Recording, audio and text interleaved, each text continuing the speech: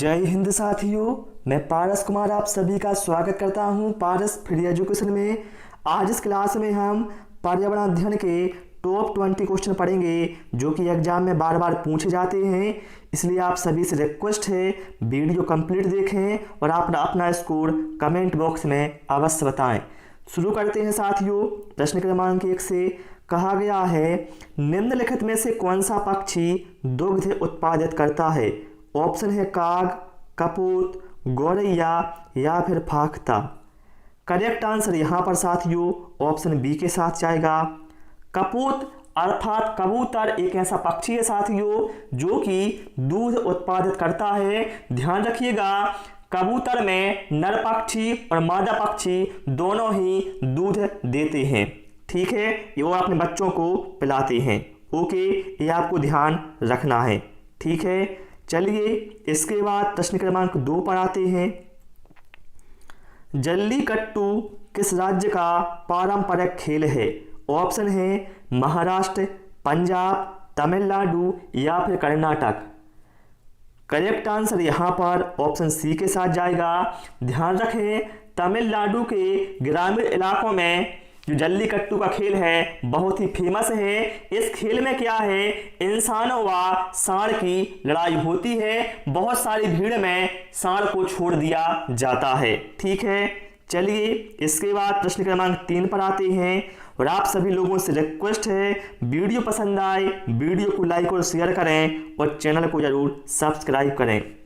भू-स्थिर उपग्रह की कक्षा कैसी होती है? बताएं आप लोग, भू-स्थिर उपग्रह की कक्षा कैसी होती है? सभी इसका आंसर जल्दी से कमेंट करें।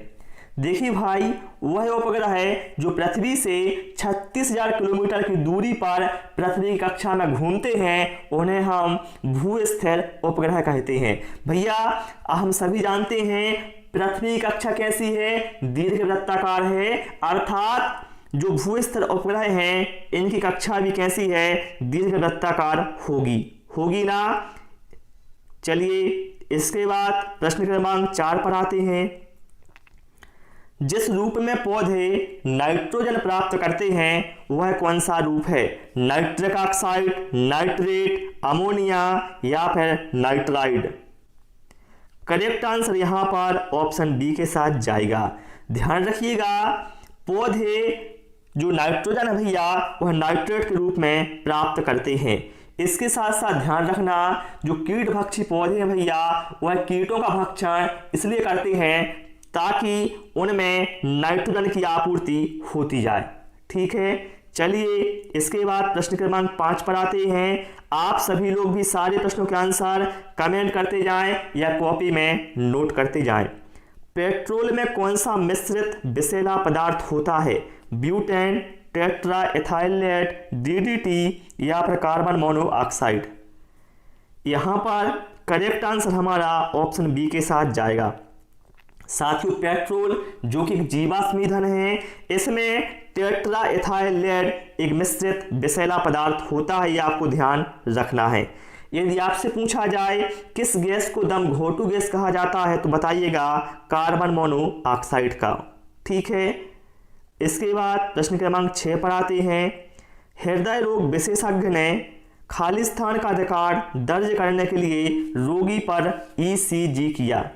बताएं आप लोगों ने कई बार इसका नाम सुना होगा। बहुत सारे लोगों की ईसीजी होती है। ठीक है, जब भी उन्हें हार्ट में कोई प्रॉब्लम होती है तो वो इसलिए करते हैं। ईसीजी में क्या है, जो हृदय की गति होती है भैया उसका रिकॉर्ड दर्ज होता है। ठीक है, इसलिए यहाँ पर जो करेक्ट आंसर है वो ऑप्शन हमारा ए के साथ चला जाएगा। ठीक है, ईसीजी का मतलब क्या होता है, इलेक्ट्रोकार्डियोग्राम। ओके, चलिए निम्नलिखित में से कौन सा ग्लोबल वार्मिंग से निपटने का उपाय नहीं है? बताएं आप लोग, इन 4 में से कौन सा उपाय ग्लोबल वार्मिंग से निपटने का नहीं है?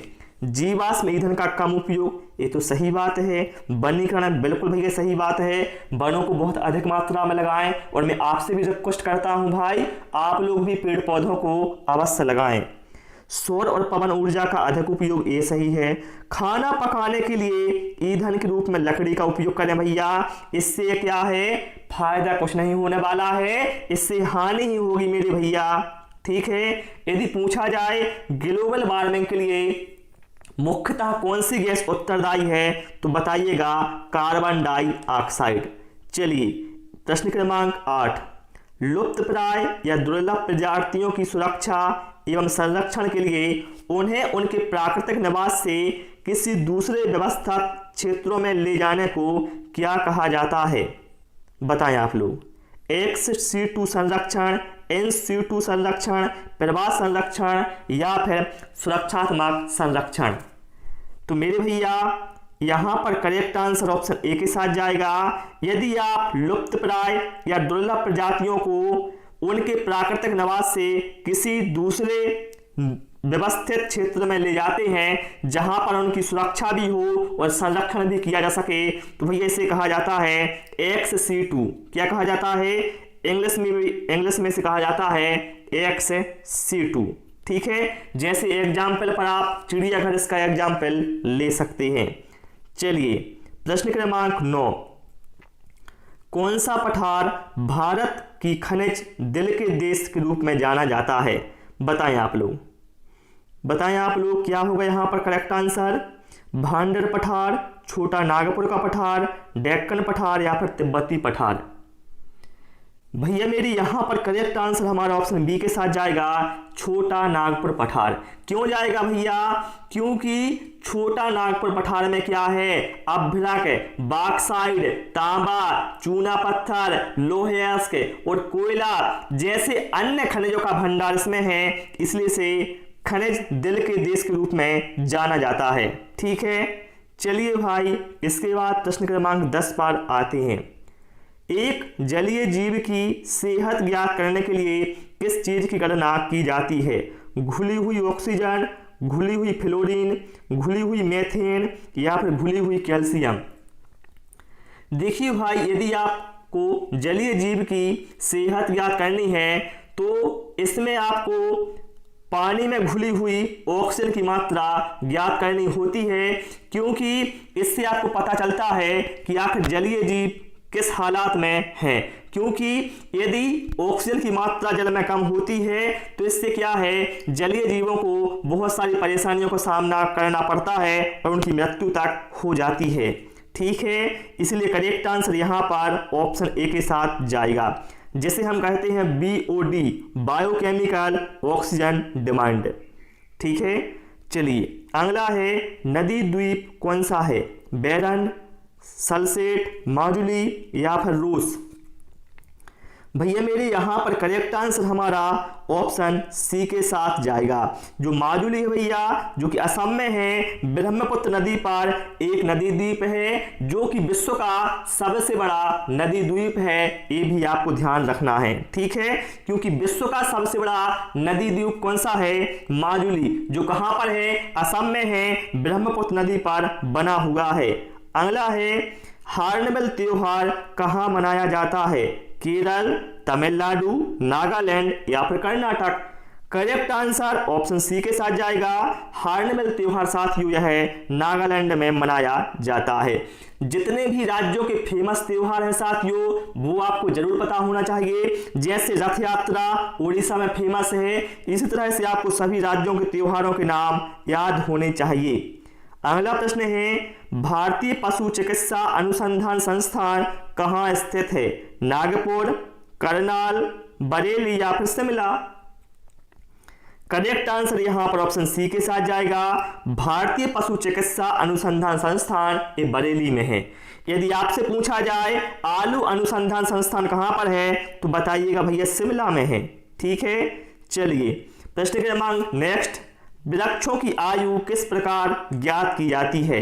बहुत सारे साथी यहां पर ऑप्शन डी टिक कर देंगे, भैया मेरे गलत हो जाएगा। वृक्षों की जो आयु भैया ये उनकी वार्षिक वलय से ज्ञात करते हैं। वार्षिक वलय साथियों पेड़ों में क्या है, जैसे जैसे पेड़ बड़ा होता जाता है तो धीरे धीरे क्या है बलियों की संख्या भी बढ़ती जाती है, तो इस हिसाब से हम उसकी आयु का अंदाजा लगा सकते हैं। ठीक है।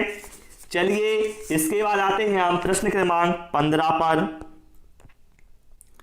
मच्छरों के बारे में निम्नलिखित कथनों पर विचार कीजिए। देखिए कथन है 5, पहले आप 5 कथन पढ़ लीजिए, फिर बताना है आपको इनमें से कौन से ऑप्शन सही हैं। केवल नर मच्छर रक्त चूसते हैं, ये तो गलत है, क्योंकि आप सभी को पता है मादा रक्त चूसती है, नर तो क्या है फलों का रस चूसते हैं। ठीक है, ऑप्शन बी सही, दूसरा सही है, ये गलत है। ठीक है, तो यहां पर साथियों जो करेक्ट आंसर है हमारा वो किसके साथ जाएगा, ऑप्शन डी के साथ चला जाएगा। 2 और 5 यहां पर सही है। ठीक है, कौन कौन सही है, ऑप्शन 2 और ऑप्शन 5 ये दोनों सही हैं।